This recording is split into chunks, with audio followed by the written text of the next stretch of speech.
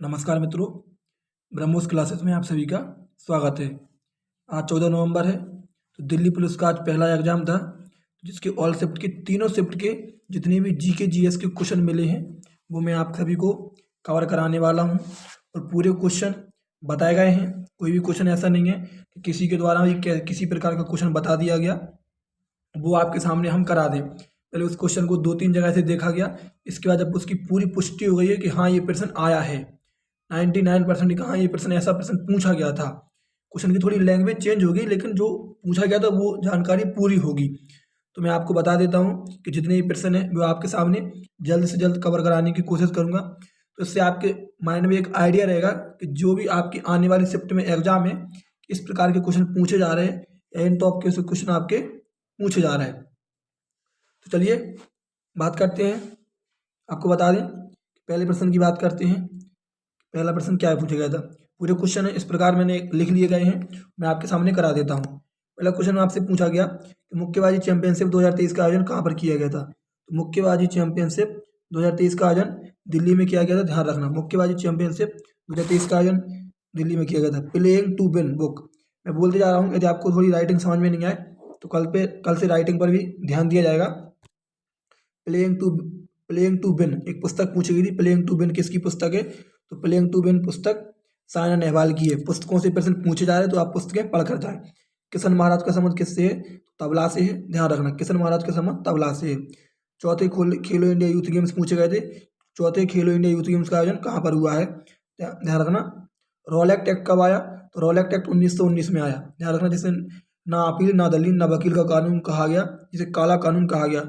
Knighthood की उपाधि त्यागने का कारण क्या था, तो आप सभी को पता होगा कि रविन्द्रनाथ टैगोर ने जलियांवाला बाग हत्याकांड जो कि 13 अप्रैल 1919 को हुआ था, उसके कारण नाइटहुड की उपाधि त्याग दी थी।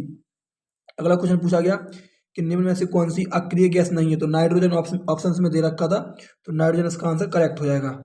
अगला क्वेश्चन पूछा गया था 86वां संविधान संशोधन जो कि 2002 का है, ये कितने वर्ष से संबंधित है। 4 ऑप्शन दिए थे, तो उसमें एक ऑप्शन लिखा था 6 से 14 वर्ष की, तो 6 से 14 वर्ष के बच्चों को निःशुल्क और अनिवार्य शिक्षा है, तो ये आपका इसका आंसर करेक्ट हो जाएगा। अगला क्वेश्चन 42वां संविधान संशोधन द्वारा कौन कौन से शब्द जोड़े गए, 3 शब्द जोड़े गए, आप सभी को पता होगा, समाजवाद, पंथ निरपेक्ष और अखंडता। तो 42वां संविधान संशोधन 1976 में हुआ, जिसके तहत 3 शब्द जोड़े गए। 5 ईयर प्लान, तो पंचवर्षीय योजना कहाँ से ली गई, तो पंचवर्षीय योजना रूस से ली गई है, ये भी प्रश्न पूछा गया है। मगध का प्रथम शासक कौन था, तो मगध का प्रथम शासक बिंबिसार था। मोस्ट इंपोर्टेंट, आप सभी को पता होगा कि मगध पर शासन करने वाला पहला वंश हर्यक वंश था और हर्यक वंश का संस्थापक बिंबिसार था।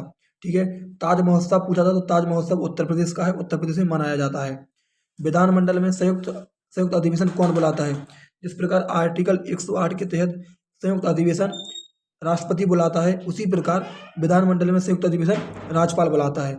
एक क्वेश्चन पूछा गया था विशाल स्नानागार संबंधित, एक क्वेश्चन पूछा गया था, तो विशाल स्नानागार मोहनजोदड़ो से प्राप्त हुआ था, जो कि ये क्या था, मतलब विशाल स्नानागार था जो कि मोहनजोदड़ो से प्राप्त हुआ था। आगे बात करें, नेक्स्ट क्वेश्चन आर्टिकल 18 से क्वेश्चन पूछा गया था, उपाधियों का अंत। आर्टिकल से बहुत प्रश्न पूछे जा रहे हैं, तो आर्टिकल पढ़कर जाएं पूरे, और आर्टिकल 1 से लेकर आर्टिकल 51 तक मोस्ट इंपोर्टेंट है, बहुत प्रश्न पूछे जा रहे हैं।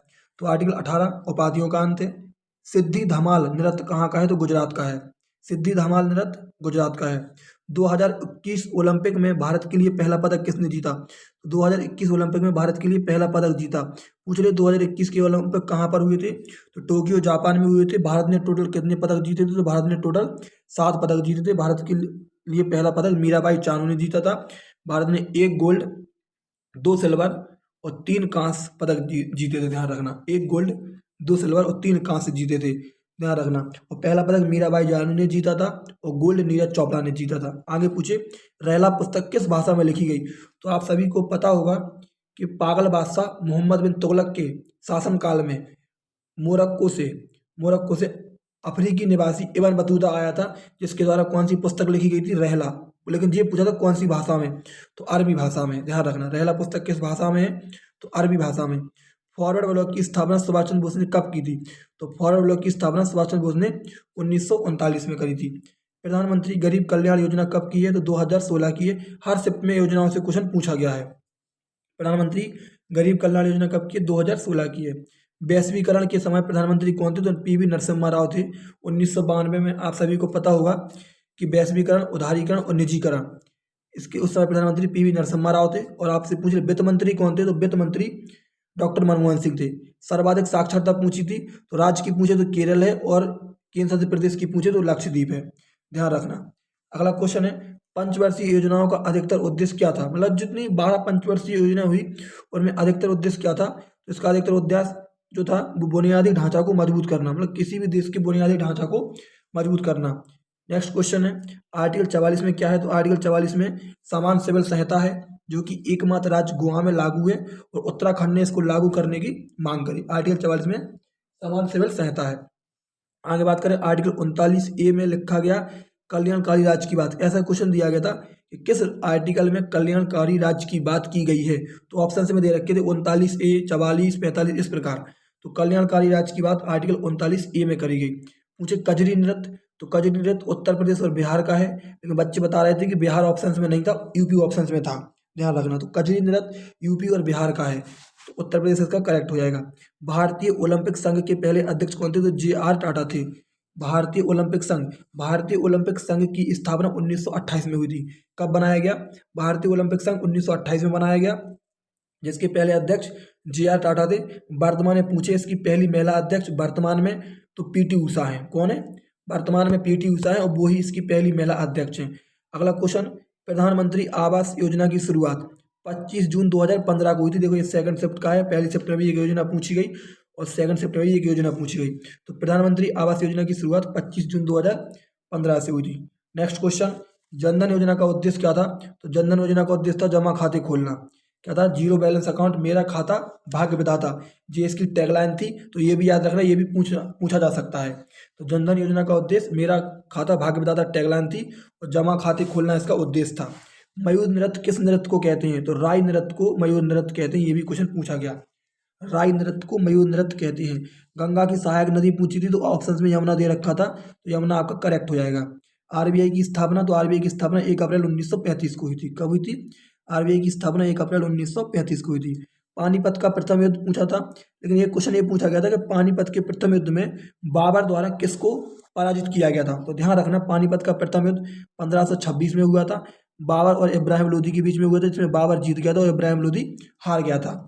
पानीपत के दूसरे युद्ध की बात करें तो 1556 में हुआ था। कब हुआ था? 1556 में। और तीसरे युद्ध की बात करें तो पानीपत का तीसरा युद्ध 1761 में हुआ था, ध्यान रखना, तीनों याद रखना। पानीपत का प्रथम युद्ध 1526, पानीपत का दूसरा युद्ध 1556 और पानीपत का तीसरा युद्ध 1761 में हुआ था। अगला क्वेश्चन, पूना पैक्ट कब हुआ? तो आपको बता दें, पूना पैक्ट 1932 में हुआ। कब हुआ? पूना पैक्ट 1932 में हुआ। यरबदा जेल पुणे में हुआ, यरबदा जेल में हुआ, मतलब पुणे में हुआ, और महात्मा गांधी और डॉक्टर भीमराव अंबेडकर के बीच में हुआ। तो पूना पैक्ट 1932 का है, यरबदा जेल पुणे महाराष्ट्र, और महात्मा गांधी और डॉक्टर भीमराव अंबेडकर के बीच में हुआ। अगला क्वेश्चन है, एशियन गेम्स की मेजबानी भारत ने कब की? तो ध्यान रखना, एशियन गेम्स की मेजबानी भारत ने 2 बार की थी, और एशियन गेम्स की शुरुआत 1951 में हुई थी, और पहली बार इसकी मेजबानी भारत ने की थी। तो 1951 ऑप्शन में दे रखा था। फीफा कप में कितने वर्ष का अंतर होता है? तो फीफा कप में 4 वर्ष का अंतर होता है, ये भी क्वेश्चन पूछा गया था। नेक्स्ट क्वेश्चन है, धौलावीरा नगर कितने भागों में विभाजित था?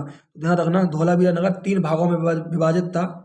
जो सिंधु घाटी सभ्यता के अत्यधिक नगर थे वो 2 भागों में विभाजित थे, लेकिन धौलावीरा नगर 3 भागों में विभाजित था, ध्यान रखना। और धौलावीरा का शाब्दिक अर्थ है कोटड़ा टिब्बा, इसको कोटड़ा टिब्बा के नाम से भी जानते हैं, ध्यान रखना।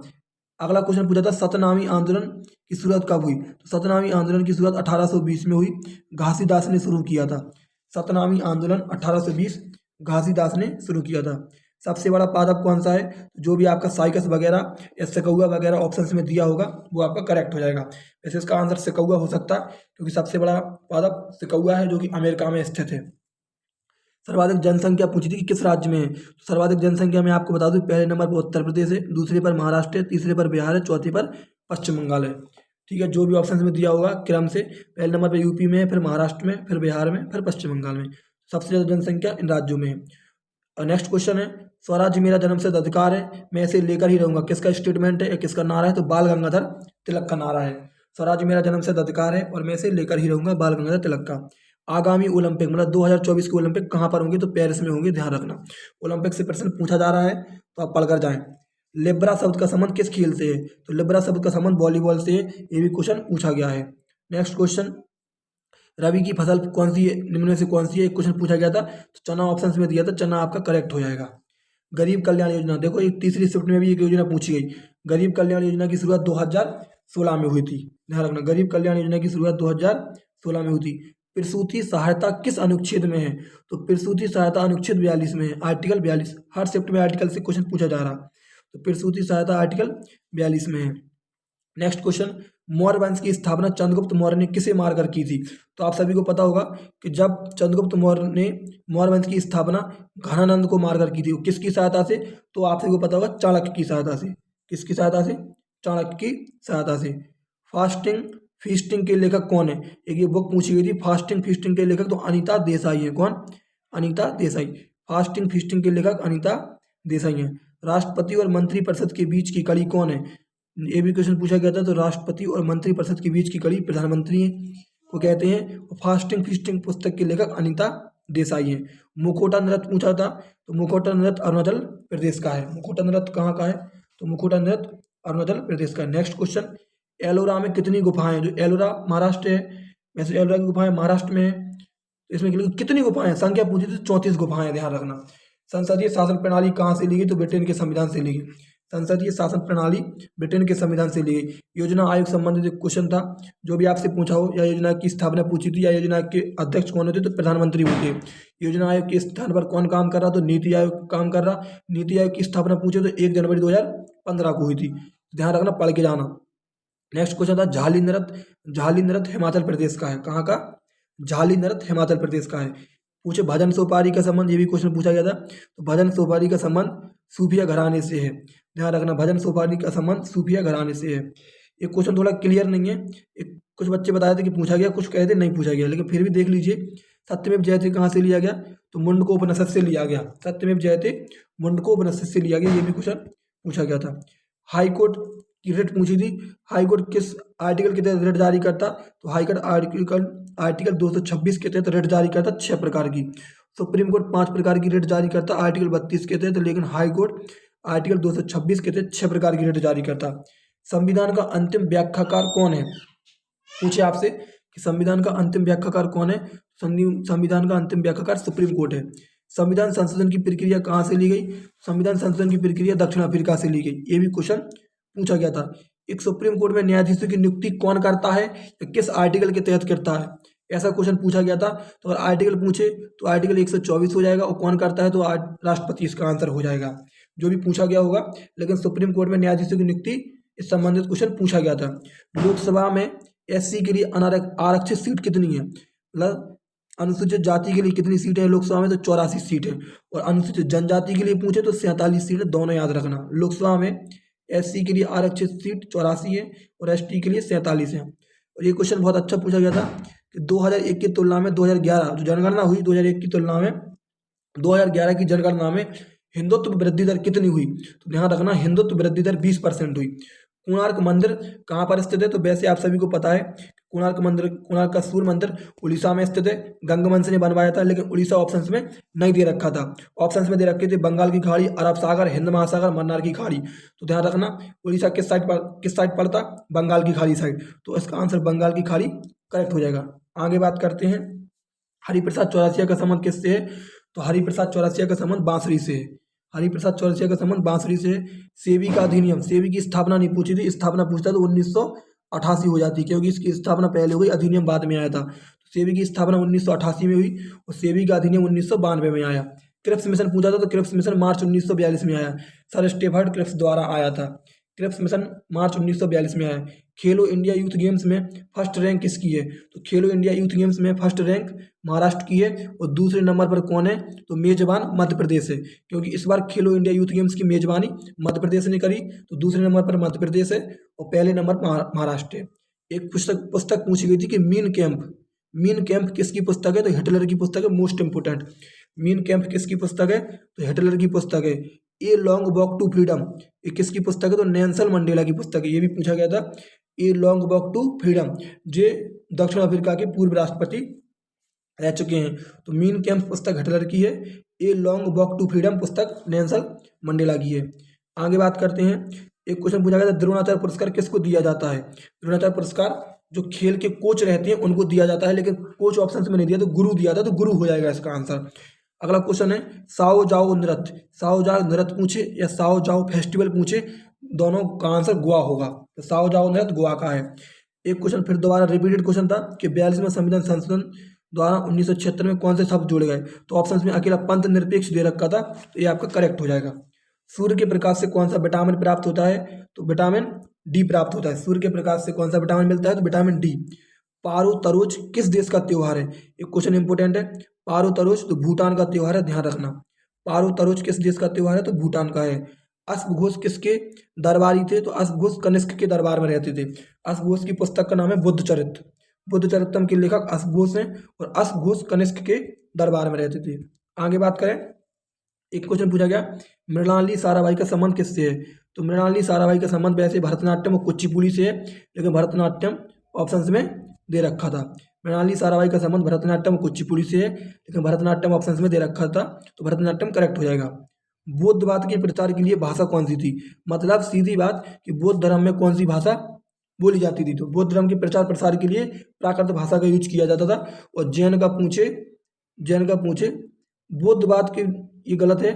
अगर तुमसे पूछे कि बौद्धवाद की प्रचार की, तो इसका आंसर पाली हो जाएगा। ये मिस्टेक से लिख गया, पाली हो जाएगा। और जैन के लिए पूछे तो जैन की भाषा थी प्राकृतिक, ध्यान रखना। जैन की भाषा थी प्राकृतिक और बौद्धवाद की थी पाली। कौन सी भाषा थी? पाली। सिविल सर्विस किस अधिनियम द्वारा? तो 1892 के चार्टर अधिनियम द्वारा लागू किया गया था। बुद्ध के उपदेशों का संकलन कहाँ पर है? तो बुद्ध के उपदेशों का संकलन त्रिपिटक में है, ध्यान रखना। कौन से पिटक में है? त्रिपिटक में। महावीर स्वामी को जिन क्यों कहती हैं? एक अच्छा क्वेश्चन है। तो महावीर स्वामी को जिन क्यों कहती हैं? तो मैं एक आपको बात बता दूं, जिन का अर्थ होता है विजेता। जिन का अर्थ का होता है, जिन का अर्थ होता है विजेता। और महावीर स्वामी को जिन इसलिए कहते हैं क्योंकि इन्होंने अपनी ज्ञान इंद्रियों को जीत लिया था। और जिन का अर्थ होता है विजेता, इसलिए महावीर स्वामी को जिन कहते हैं। ध्यान रखना, जिन का अर्थ का होता है विजेता। यही आपके सामने 90 से 100 क्वेश्चन समथिंग तीनों शिफ्ट के मिले थे, जो कि मैंने आपके सामने कवर करा दिए। आपको जैसे भी लगे हों, पूरे प्रश्न बच्चों द्वारा बताए गए हैं। और आपको एक तरीका तो पता चल गया होगा कि क्वेश्चन का लेवल अभी थोड़ा पहला दिन है तो सही रहा लेवल। हर शिफ्ट में 25 से 30 प्रश्न तो बिल्कुल मॉडरेट पूछे गए, जो आप डेली पढ़ते हो। मतलब घुमा फिरा के कुछ नहीं पूछा गया, सीधे सीधे प्रश्न पूछे गए। 25-30 प्रश्न कर सकते। लेकिन सेकंड शिफ्ट में 15-16 क्वेश्चन स्टैटिक जीके के पूछे गए, ऐसा भाई लोग बता रहे थे। तो ध्यान रखना। आपको वीडियो अच्छी लगी है तो अपने दोस्तों तक शेयर कर दें। ये तीनों शिफ्ट का एनालिसिस था जो कि मैंने आपके सामने करा दिया। कल से थोड़ा राइटिंग पर ध्यान दिया जाएगा, क्योंकि आपको समझ में नहीं आ रहा होगा, तो राइटिंग पर ध्यान दिया जाएगा। जिन भाइयों का एग्जाम है तो मेरे हिसाब से वो आर्टिकल जरूर पढ़ के जाएं। कौन सा व्यक्ति किस नृत्य से संबंधित है, किस वाद्य यंत्र को बजाता है, इस प्रकार के क्वेश्चन जरूर पढ़ के जाएं। और आधुनिक भारत 1885 कांग्रेस से लेकर 1950 तक जरूर पढ़ के जाएं। 2-4 क्वेश्चन आपको यहाँ से जरूर मिलेंगे। ठीक है, आपको क्लास अच्छी लगी हो अपने दोस्तों तक शेयर कर दें। धन्यवाद।